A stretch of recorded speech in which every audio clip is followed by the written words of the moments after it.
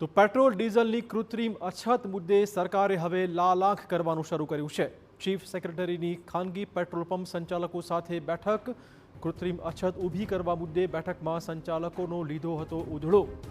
રાજ્યમાં petrol diesel ક્ષેત્રે 22% private players છે।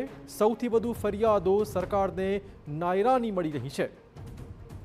વધુ વાત કરવા જોડાશે અમારા પોલિટિકલ એડિટર કિંજલ। જે રીતે કૃત્રિમ અછતનો દાવો થઈ રહ્યો છે, પરંતુ વિસંગતતા એ વાતની છે કે ગઈકાલે રૂપાલાએ કહ્યું હતું કે 40% ડીઝલનો સ્ટોક ઉપલબ્ધ છે।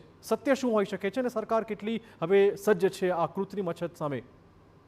देखो चिराग, ये बात बिल्कुल साची है कि પહેલાની દ્રષ્ટિએ જે પ્રકારે હોર્મુઝમાંથી જહાજ આવતા હતા તે નથી આવી રહ્યા, એટલે જે સ્ટોક છે તે ઓછો છે વર્તમાન સ્થિતિમાં। પરંતુ અહીંયા વિષય એ ઊભો થઈ રહ્યો છે કે જેટલા પણ પ્રાઇવેટ પ્લેયર છે તેમના દ્વારા જે સ્ટોક તેમની પાસે અવેલેબલ છે તેને ડીલરો સુધી પહોંચાડવામાં નથી આવતો। ખાસ કરીને શહેરી વિસ્તારો નહીં પરંતુ ગ્રામ્ય વિસ્તારોમાં આ પરિસ્થિતિ જોવા મળી હતી। TV9 દ્વારા પણ સતત 2 દિવસ સુધી અહેવાલ બતાવવામાં આવ્યો હતો કે કઈ રીતે ગામડાની અંદર ખેડૂતો હોય કે સામાન્ય નાગરિકો હોય એ ડીઝલના ન મળવાના લીધે લાંબી લાઈનો લાગી હતી, પરેશાન થયા હતા અને ક્યાંક એપીએમસી બંધ કરવાનો વારો આવ્યો હતો। આ સમગ્ર બાબતનો સરકાર દ્વારા પણ જે નોંધ છે તે લેવામાં આવી છે અને મહત્વપૂર્ણ બેઠક ચીફ સેક્રેટરીની અધ્યક્ષતામાં થઈ હતી, કારણ કે જે કમિટી બનાવવામાં આવી છે તેના ચીફ સેક્રેટરી એ ચેરપર્સન છે।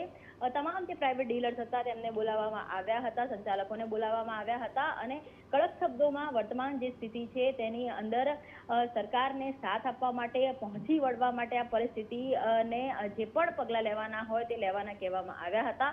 જો ક્યાંય પણ કૃત્રિમ અછત ઊભી કરવામાં આવશે, કોઈ પણ જગ્યા પર જો વાતાવરણ બગાડવાનો પ્રયાસ કરવામાં આવશે તો તેની સામે એક્શન લેવામાં આવશે। એટલે કહી શકાય તરફ સરકારે લાલ આંખ ચોક્કસ કરી છે કે જ્યારે પરિસ્થિતિ જ્યારે સબ સલામતવાળી પરિસ્થિતિ હોય છે અથવા તમામ વસ્તુ બરાબર હોય છે ત્યારે જે પણ સંચાલકો પોતાની મરજીથી કામ કરતા હોય છે, પરંતુ જો અત્યારની વાત કરવામાં આવે તો અત્યારે જે સ્થિતિ છે તેમાં પહોંચી વળવા સરકારની સાથે ઉભા રહેવા માટે કડક શબ્દોમાં સૂચના આપવામાં આવી છે। અપીલ નહીં પરંતુ સૂચના તરીકે લેવાની પણ વાત છે તે કરવામાં આવી છે, કેમ કે નાયરાના જે પેટ્રોલ પંપ હતા ત્યાં સૌથી વધારે ફરિયાદો હતી તે આવી રહી હતી અને લગભગ બેઠક બાદ હવે આ પ્રકારની પરિસ્થિતિ નહીં સર્જાય તે પ્રકારનું પણ આશ્વાસન હતું એ સંચાલકોએ આપ્યું છે। ધન્યવાદ કિંજલ તમામ જાણકારી બદલ।